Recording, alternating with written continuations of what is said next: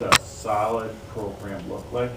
And while I was at the conference, a lot of the networking I did do was on, well, how are you supporting students that have these kind of needs? And one of my, someone that worked for me as an associate principal way back when, she's a superintendent of a school district that is 75% Hispanic. And out of that, their K-5 is all bilingual. So if you're to work there in the school district and be in that building, you need to be able to speak 2 languages. You know, so dual languages. So those are, so just reaching out and connecting, best practice.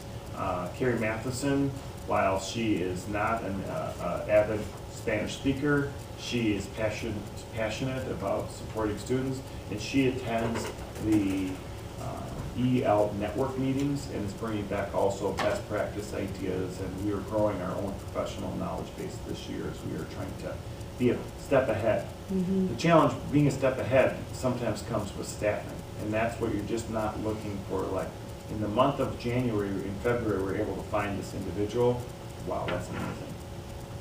You know, so. Where are the families coming from that we get children that can't speak English? So when the families are coming from Mexico and they're more near the border, you see that they have some exposure to English. But the further you get down into Central America, that's when you start to see the no hablo inglés. We've got some learners who've come to us from Nicaragua and from Honduras. Those are our newest ones. So these are families that are coming in with the immigration issues we're hearing about all the time.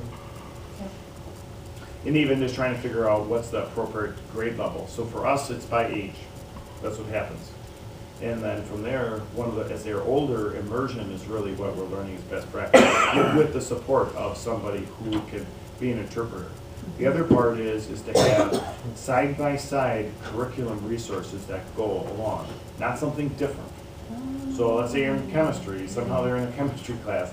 You need side-by-side resources that are aligned to what you're doing, not a different curriculum, not a different program.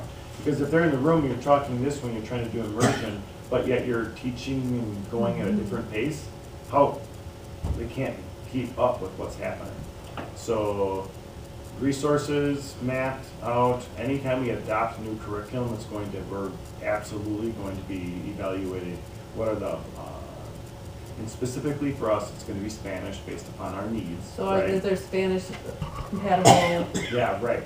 As so well, yeah. Everything we do moving ahead, when we're adopting, purchasing, it's going to be not just do you have Spanish resources, it's do you have the same exact resources in Spanish that we can use. And so like our math curriculum that we adopted, it does actually have the same resources available to go along with that, which is huge for us. So, but that's some ahas that we've been having. Thank you. So yes, it's for a support staff position, but there's a big story that goes along with it, and we're something to celebrate being able to find someone to fill that vacancy. Any questions on this approval to hire? Norm? Aye. Aye. Aye. Aye. Motion carried 502. Any possible future action items? Announcements? I'd like to comment a little bit on the WSB Sure. convention. I was delegate, and the hot item this year was the state wants to pass law on mascots. Mascots. Didn't pass. And good, because it was very interesting how many school districts that do have it, that Indians have no problem with it. They come in and they talk to the kids once or twice a year, and there's not a problem with it.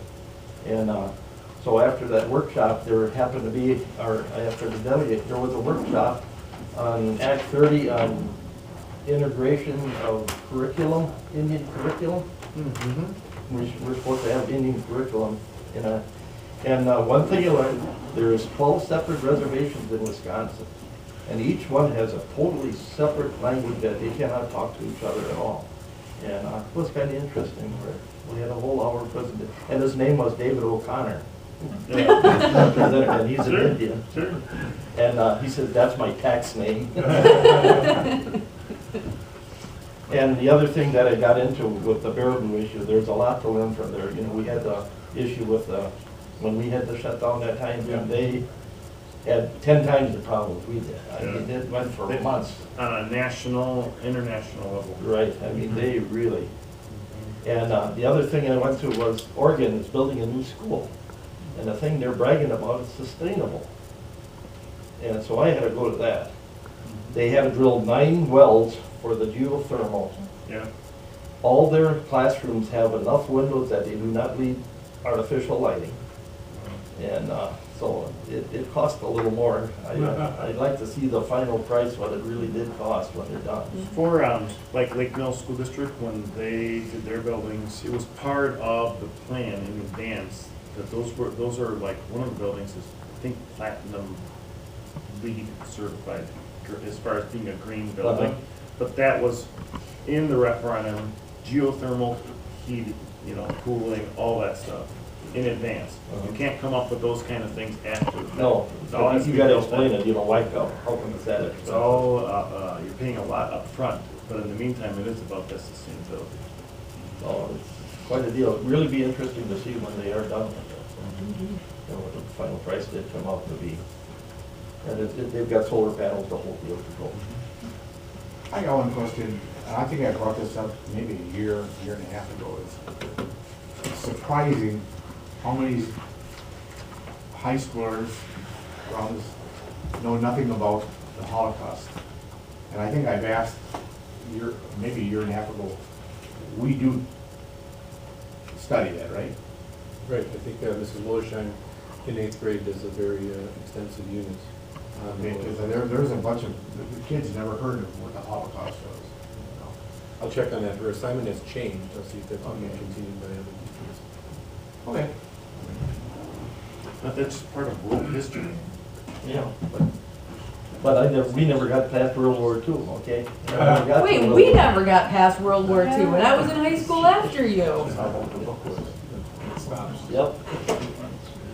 I would hope too, social studies classes are taking advantage of what's been going on in the Senate hearings and what an educational opportunity it is, and just learn about constitutional and also the legal, how courts work, and you know, the mission of evidence and the debate, and A lot to watch out there. it's quite an educational opportunity to listen to some of it.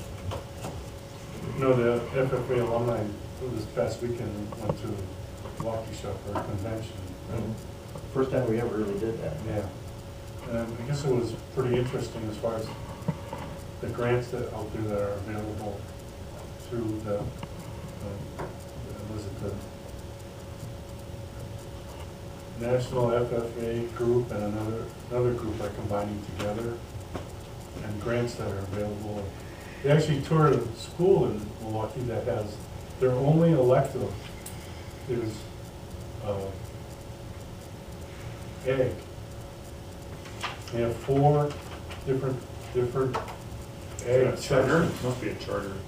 No, there's one of theirs, it's on the north end. It's awesome. Yeah, It's 4 times as big. I mean, their greenhouse. yeah, they have, I think they have a couple of greenhouses. Yeah. They have, and it's an old school. Yeah. But I'm sure it's not a charter school though, so No. LPS has tons of charter schools. That wasn't charter. So then all of those classes have to be meeting, lot they're of- not going in as A, they're going in as science, they're going in as, Right. as tech ed, like they're going in as other areas, but it's all under the umbrella of this integrated They actually ag. have a food program where they, you know, they grow the fruit, Awesome. and then they serve the food. Love it. Yeah, wonderful. Is that part of, I can't remember what the program is in Milwaukee, but it's been going on for quite a while. It's with a former basketball player that started all Some of that died out though. that. I haven't heard It lately. was on Silver Spring. They had all the greenhouses and that kind of. Well, everything today is about engagement, absolutely. So it's a high level of engagement. It's about real life activities, as Jenny mentioned. And look, it's all hands on. It's all integrated. It's all thematic. So all very applicable, why, the what, it's all real life stuff they're dealing with. Awesome. They even, said they even serve to the public every Friday night, fish fry, the school does. Yeah, see, and then again, like, look at that, the engagement, Yeah. part of the community, giving back, it's awesome. I really, so in Mayville, I've looked, and over the years, we've had some of our teachers that have helped to focus our students around some passion projects. You know, and as students are older, and in high school level, and those kind of community service and passion projects, that's major return on investment there. So we have said, like, for Mayville, what matters? Community service. So what does it mean to be a graduate from Mayville? And we've talked about the profile of a graduate and what is all included in that. So that has not made it your way yet, has it? The profile of graduate stuff? Perfect. So tonight, I looked at the agenda and we've had some really long meetings. So I kept that part out. So coming up here, we covered 2 of the 4 focus areas for strategic planning. So with the staff, we covered all of it during in-service time. It took about an hour in order to cover it. And so, but really, we take a little bit longer even with you because these are your KPIs, key performance indicators that go with that, and setting the metric and what does it mean to be successful. So we actually talked with the staff about that profile of a graduate. What does it mean to leave Mayville High School and to be college, career, and community ready? So this whole piece is teeing up for that conversation to come. Here's what we say we think it means to graduate from Mayville and to be career, community, and college ready. So there's an actual rubric that we have. So stay tuned, that's coming. So I need a motion to go into closed session pursuant to state statute 19.85, parent 1, parent C, consider employment, promotion, compensation, and performance evaluation data of various district administrators, professional staff, and support staff over which the board has jurisdiction or exercises responsibilities. The board will discuss performance evaluation data of an individual teacher. Motion by Norm. Second by Jim. Norm. Aye. Aye. Aye. Hi. Aye. Motion carried 502. We'll reconvene into open session later on.